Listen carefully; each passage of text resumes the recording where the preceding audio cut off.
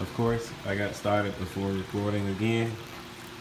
Anyway, guys, this is True Reef, and I am currently moving the corals from the 20-gallon temp tank to the new 200-gallon. Of course, I only let this thing run for like a week before I start adding corals, and that's because I started with about 70 pounds, 60 to 70 pounds of live rock, well cured, and I put an SPS in. It lasted like 2 days. I'm not worried about it. So we're gonna go with that. And it's really just like a tank swap. But anyway, Eheim 3000. This is what it looks like after 4 years without never cleaning. And not once did it mess up with them. German made. What's going on, guys? This is True Reef. And the update on the 200-gallon JEBAO Reef tank. Alright, guys. Like I said, this is the update on the JEBAO, the 200-gallon JEBAO Reef tank. And I basically have all my corals in this tank, I guess like cycle within a week. And I'm not gonna say that, but anyway, the tank cycle within a week. I already have the brown algae in the tank, of course the diatoms, and working on getting those out the way. I haven't bought a cleanup crew yet, other than what I had in the little 20-gallon that I saved from the 75.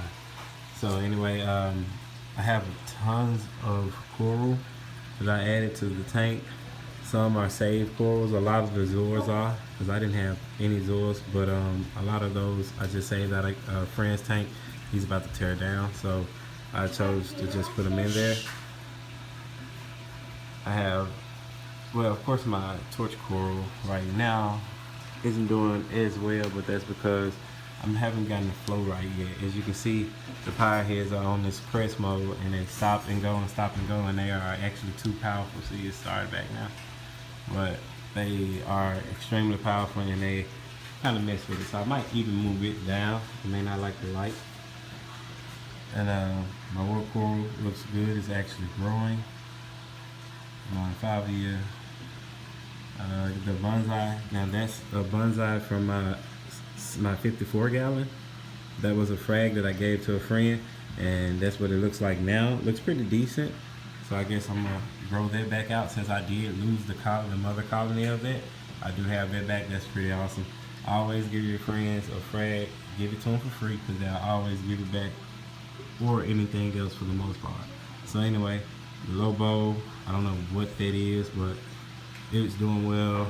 My SPS up here, they're doing pretty decent. Like I said, don't mind the scratches. And my stag digi, I forget what this one is, but I had to frag it all the way down. I'll show you the other piece that I fragged it from and show you where they came from. But right now I have it up under the metal highlight. Well, it's off right now. It only runs like, I think like 5 hours a day. But anyway, as you can see, this is under the metal highlight. This is up under it. I'm not sure what's happening here as far as on camera, but I'm sure it just has to color up. I'm gonna give it time.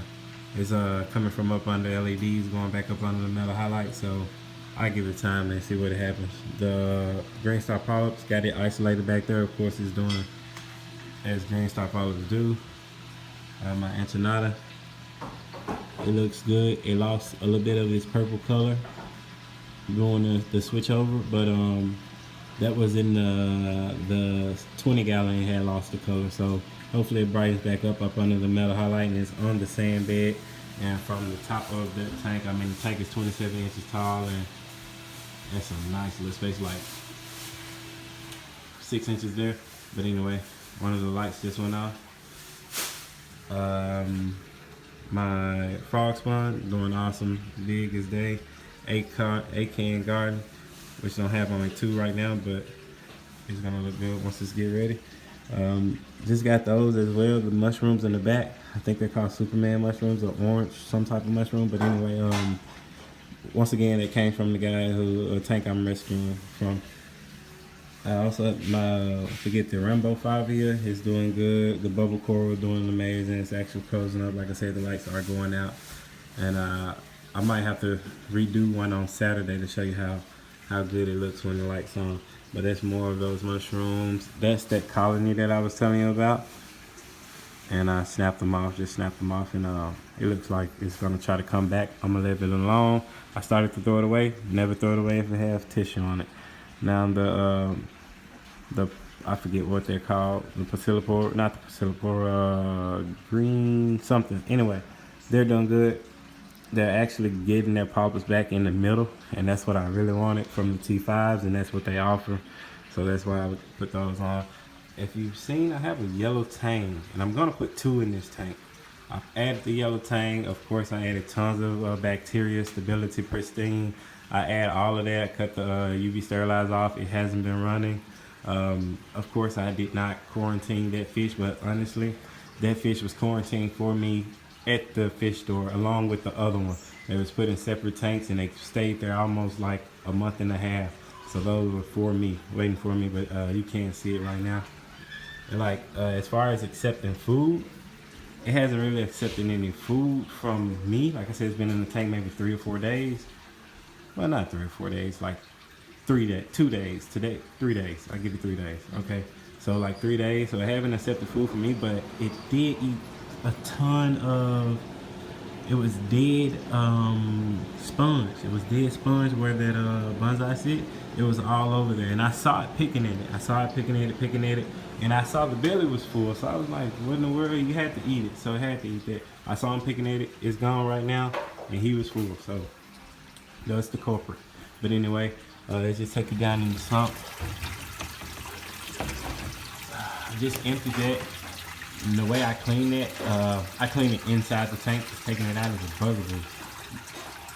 It's still doing amazing, pulling out tons. I just cleaned it yesterday, so it was here. I drained it down, and that's what it did from yesterday about around this time to now. So 24 hours in this, that's pretty good for me, especially with the bio load that I have in here, which is only 4 fish.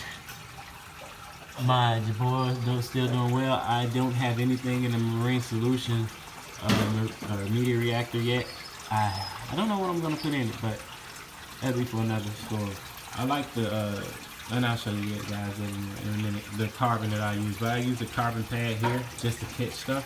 I bought some foam pad, which I'll show you guys, and I also bought some chemical relief, which is phosphate remover in it as well. My refugium still doing the same. The Miracle Mud tray with all the live rock, hopefully. And this, my ATO isn't hooked up yet neither. But anyway, I'm on from there. Show you guys.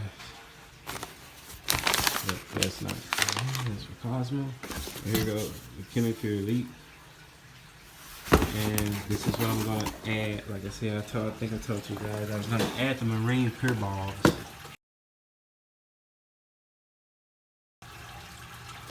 And like I said, the marine pure balls, we'll be adding those to this chamber. Now I also bought, well, I didn't buy these, they were given to me. But,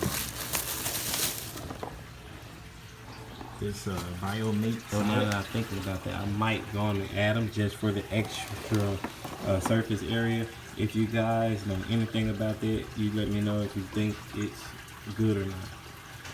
And with that being said, I think that is the follow up. The light has went out on me because, of course, the timing. I think it's past 7 o'clock, and the lights go out at 7.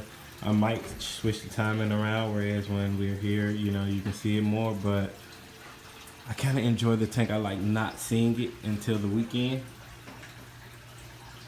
and not seeing it until the weekend, it kind of surprised you on the growth of the corals, and you're able to see, you know, what your corals actually, how they grow and where they're growing from.